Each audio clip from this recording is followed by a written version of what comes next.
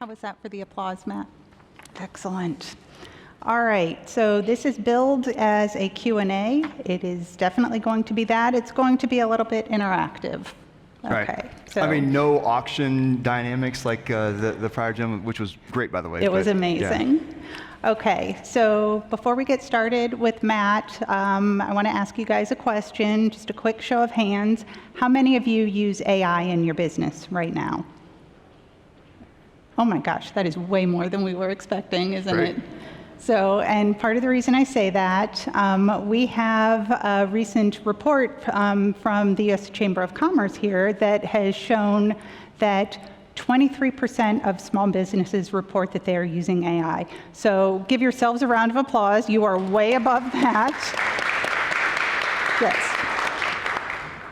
Of those small businesses, 82% who are using AI say it's helped them to become more efficient. I imagine you guys can attest to that.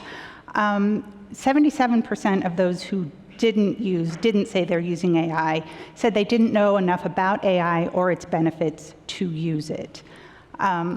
So on with that. So that was, since that was way higher than we were expecting that to be, I want to just jump right to you, Matt, and talk about you. Tell us what you do at Google. Yeah, well, first of all, Kristen, thank you so much for having me. You know, Google's been a member of the Chamber for over a decade now, and you know, really excited about this topic here, which is really top of mind for myself and my team, which is the ways in which we can leverage AI to help small businesses do great work within retail. And so, as you can imagine, AI is a really big part of everything we do at Google. We're now 7 years into our journey as an AI-first company, and we feel like we're at this really exciting inflection point where we can leverage AI to be even more helpful for everyone, whether that's people, businesses, and communities.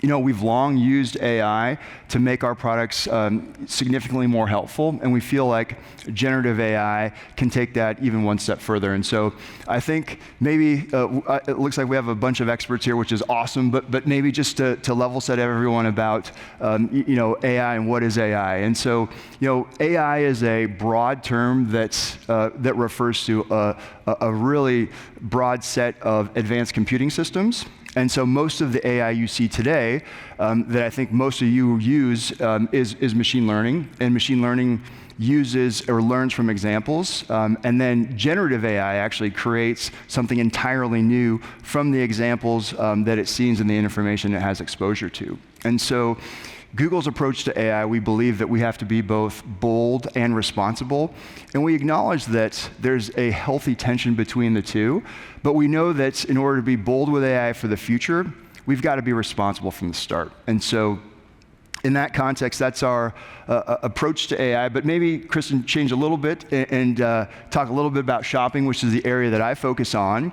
And for those of you who've shopped on Google before, I'll tell you that all those experiences are underpinned by AI technology, whether that's through search, through ads, or through YouTube. And in fact, we have a machine learning powered real-time data set of the world's products and sellers. We call it the shopping graph. It has over 35 billion products, and we update it more than 1.8 billion times an hour. And so that's really the foundation of our shopping experiences. But we're also spending a lot of time building out AI-powered technology specifically to be used and accessible by small and medium-sized businesses. So things that range from access to augmented and virtual reality, like our virtual try-on technology, as well as creating a generative AI platform that helps businesses create helpful content. And finally, just modeled data to help make recommendations you know, for your business. A little bit? A little bit, yeah. Yeah, okay. A little bit. So I know our audience is eager to learn more from you, learn more about AI. We have asked them in advance for questions. Great. So we have a question that has come in from Denver. Awesome. That question, and this probably isn't surprising knowing we're talking with a small business audience. What is the best way to use AI on a budget? Awesome. Well, thank you, Jennifer Briggs from Denver, for a great question. Mm-hmm. And so I think the first thing I want to highlight is the fact that I think there is a perception out there that AI can only be used by big businesses, and that couldn't be further from the truth, because there's so many awesome AI-powered tools specifically to help small businesses. And I want to walk you through some of the problems that AI can help solve for small and medium-sized businesses. Now, going back to the question about how you do it on a budget, well, guess what? Everything I'm going to talk about here is available on Google for free. So let's talk about what those challenges are and how AI helps solve those. So the first one, think about challenges you have with just product imagery. And so in an e-commerce business, eye-catching imagery is so critical to really highlight and differentiate your brand, your products. And if you leverage it right, it can help even drive sales. You know, I used to work at a big retailer that spent a lot of time and resources and capital to create this big, beautiful lifestyle imagery, which has given me a really big appreciation for how generative AI has really helped level that playing field. So, for example, think about if you wanted to run a marketing campaign for the holiday, you could use our Google Product Studio, which will take your existing products and put them in like a holiday scene. You could even use those images to improve resolution, change the background depending on what use case you want to use. But really the key takeaway here is using your existing product assets, you can use and create just awesome visuals, and you can do that for free with minimal time. So that's the first use case and problem it solves. The second one is think about access to more immersive and engaging shopping experiences. So I've spent a lot of time talking to small merchants and small businesses about how there is a high barrier when it comes to adopting some of these immersive shopping tools like 3D imagery, like virtual reality, or even, Barbara and I were talking about this last night, the virtual try-on technology. And in fact, it's actually important to have access to these technologies, because what we found on Google is that we see 50% higher engagement from our users when they engage with 3D images versus still images. And so what we've been able to do with our AI platform is take still imagery that you all send us today and actually create these 3D spins in a way that's really accessible to all businesses. And so, Kristen, maybe even think about the last time you were hesitant to buy something online because you didn't really know how it would look like in real life. And really, it's that question that prompted Google. We brought 3D visuals to search this past year for products like shoes and for home furnishings. But really, the key piece here is that in the past, these assets, these 3D assets, for example, were really expensive to build out, so really only accessible to larger businesses. But now we've made them accessible to everybody. But look, I think it's one thing for us to talk about it. I actually think it's probably better we just see what it looks like in real life and maybe just do a demo together. So I'd like to ask all you to pull out your phones. And by the way, I appreciate the fact that there are no phones out, because they must be listening to us now, which is actually kind of good. That's good. So while they're getting out your phones, yeah. I have you to blame for the fact that I shop even more online now? We appreciate you shopping a lot and starting your shopping journeys on Google. So thank you for that, Okay, Kristen. excellent. That's awesome. Okay, so I see some phones out. So go ahead and open up your favorite browser, which is Chrome. And sorry. When you're on Chrome, go ahead and search for Vans shoes. That's Vans with a V, V-A-N-S, space shoes. Are you wearing Vans? I'm not wearing Vans, Okay. and I'll tell you the reason why I'm not wearing Vans. I think they're great shoes. It's just my kids have told me that it's not appropriate for me to wear Vans. So I'm wearing. So anyway, sorry. I'm wearing my Nike Air Jordan 1s, Okay. which that's a compromise. So. Okay, so on your results, if you scroll down a little bit, scroll down past the local results, and then maybe scroll down, past some of the videos, and you'll see some images with a 3D label or 3D annotation. And when you see those, go ahead and select the image, and you can spin it, you can zoom in it. Maybe you get inspired to buy a cool new pair of shoes, and if your kids think it's okay. So I don't know. I'm a father of 3, so that was just. But that's one of the really engaging experiences, again, that's offered, as you list products on Google for free. So that's a second real world problem there. And the last one I want to highlight, Kristen, again, available for free, is actionable insights that help you make better business decisions. And so one of the things we've leveraged with AI is just being able to forecast business performance. So if you think about, let's say you're selling a specific product at a specific price point, through AI, we can give merchants and businesses an idea of how many clicks they should expect to get. And if you list your products on Google, you'll have access to a large suite of AI-powered analytics that will help you with things like pricing strategy. So as we get into this really important holiday season, if you have some products that maybe you want to put on promotion and you want to understand like what kind of sales demand you're going to get, we have those products that offer for free. One that's near and dear to my heart, just based on my prior life coming into Google, is things around like inventory management. And so if you make a big purchase and you want to capture that customer demand during the holiday, one thing is you can reduce that risk by understanding where consumer demand is based on search query data that we will then show. And so you can buy something with a little more confidence for your business to sell, because you'll know where we forecast customer demand to be at the category and the product level. Okay, that's a lot. Did anyone buy shoes? Show of hands? No? Okay. So we do have another question. Yeah. This one looks like it's from somebody who's ready to jump into AI from Bangladesh. Okay. Yes, not sure if they're in the room. They submitted that earlier. Anyway, this person wants to integrate AI into customer service, which sounds a little bit like what we were just talking about already. What is the best place to start?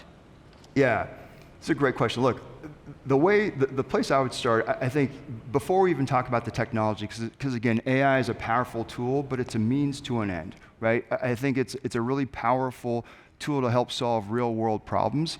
The way I would approach this is, number one is being super clear about what problem you're trying to solve.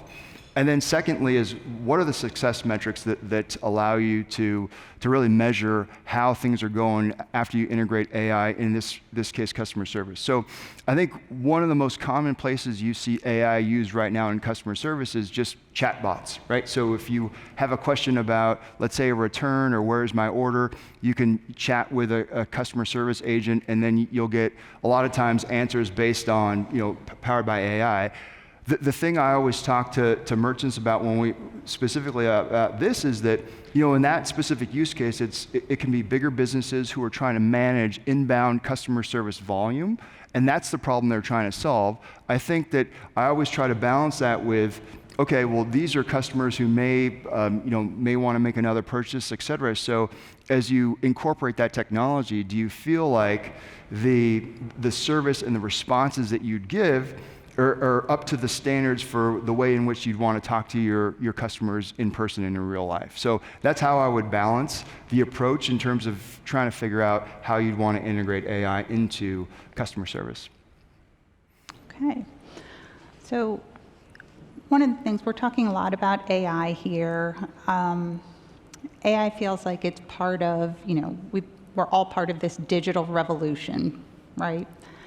Is AI just kind of a fun little part of an experiment over here? Or how critical of a piece of the digital revolution do you see AI as? Yeah, that's a great question. I think this is, a lot of these big technology shifts, AI being one of them, I think it's going to continue to be really critical, because if you think about some of the experiences that we just talked about, whether it's better imagery, more immersive, lifelike shopping experiences, I think AI really has the promise to continue to simplify, for example, online retail in a way where it really fulfills the promise of e-commerce from the beginning, which is more lifelike shopping, more seamless. And so I think this revolution is very similar to big technology sea shifts like, for example, the mobile revolution. Mm-hmm. And I remember that very well, because at the time I was working at eBay, and we had built this successful business that was based on the web and on desktop. And we had a lot of discussions about, wow, so how is the business model going to evolve with mobile now? Are people only going to shop through apps, through the smartphone? And a couple of the big learnings that I had there at the time were really, number one is that, sure, these big technology changes absolutely level the playing field very quickly.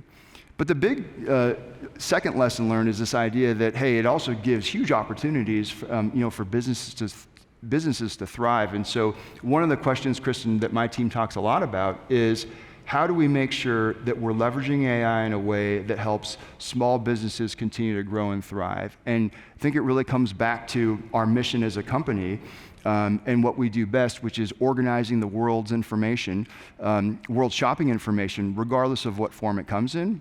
That could be through a product feed, through a social post, through customer reviews.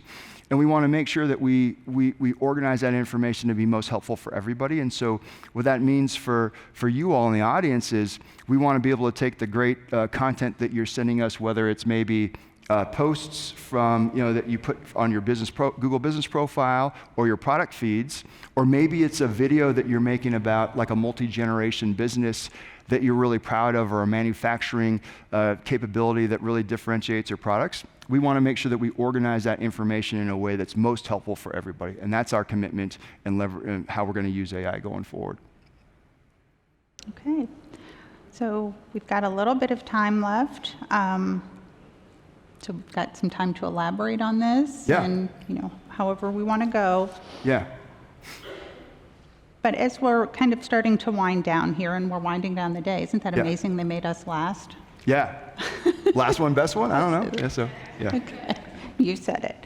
All right. So if you have one piece of advice for everyone in the room, no matter where they are on their Sure. AI journey, what would that be? Yeah. Absolutely. And maybe before we jump into this, I want to give a little more context, because I get a lot of questions about, well, what is Google? Are you guys a retailer or a marketplace? How do you, fit into this?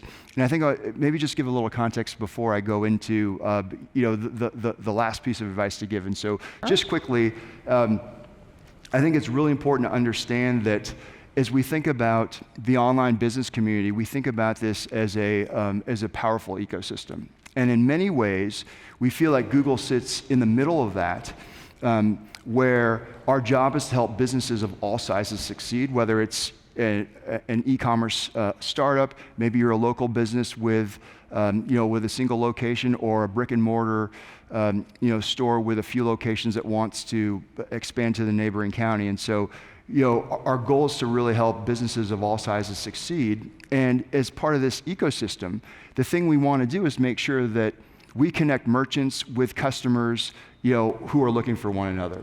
So to be clear, we're not a retailer and we're not a marketplace. So our job is to facilitate the connection for you all as business owners to the consumers who are looking for you. And you guys own the direct relationship with the customers. We don't get in the way.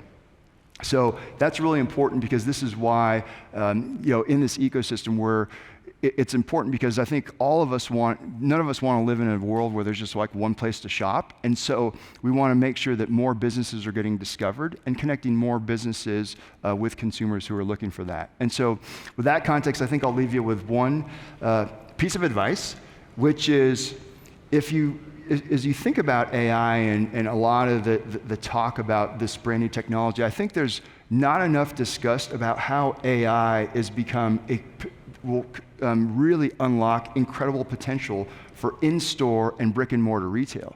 Again, that's still 80% of retail today.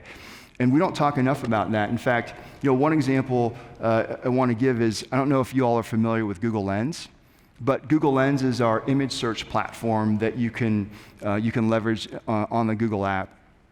And Lens, coupled with a lot of the technologies that Chris and I were just talking about, really have the ability to make shopping very lifelike and very seamless between online and offline to online. So the one example I'll give is, so this past weekend I was visiting my oldest daughter Lily at college. She's a junior. I'm very proud of her. And it was Parents' Day. And she lives with 5 other young women, and so the first 2 years she lives in the dorm, so this is the first time I ever get to see her house. I walk into this living room, and it's this big living room with this tiny sofa, just like this big for just where only 2 people could sit. It was a Saturday. There were people already sitting there. I was hoping I could watch a little college football. Anyways, it was okay. But I went into straight dad mode, and I said, hey, Lily, look, there's room here for another couple of chairs. Like, why don't you send me some images or pictures of chairs that you think are cool to put in there? And so we browsed. She sent me some. I uploaded those to Lens, and what Google Lens was able to do is it was able to match similar chairs to local businesses based on the two criteria I cared about.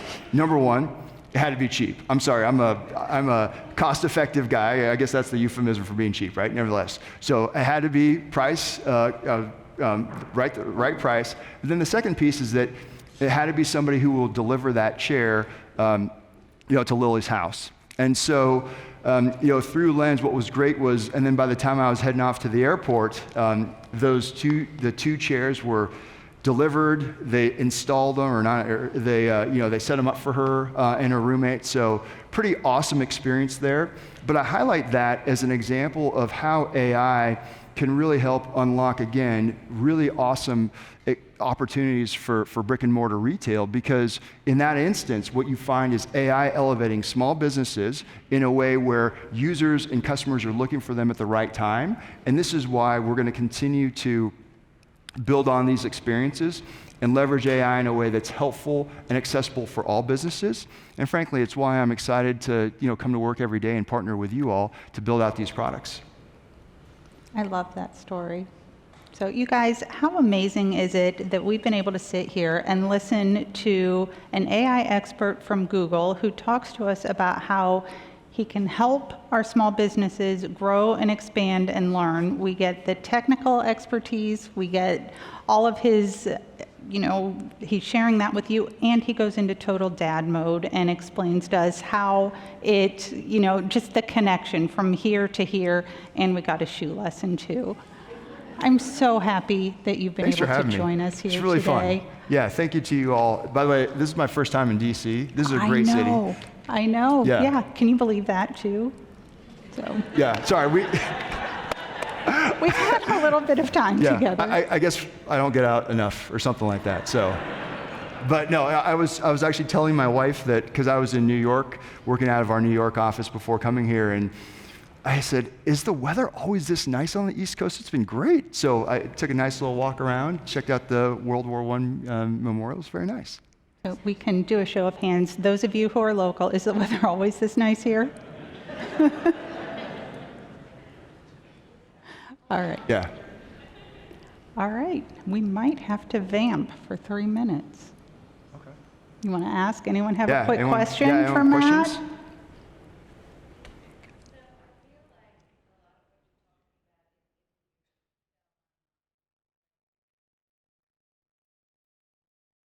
Yeah.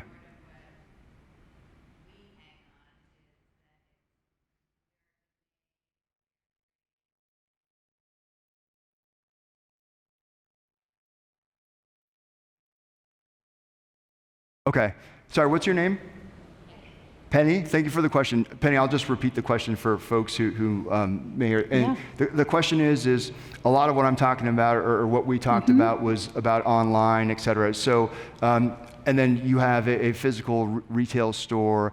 But here's what I would say, which is a lot of the things, Penny, that we're talking about. Think about, for example, do you use Google Business Profile to show your hours, have your hours show up in search? Okay, awesome. So actually, that's my team's responsible for that. And so, yeah. All right, hey, cool.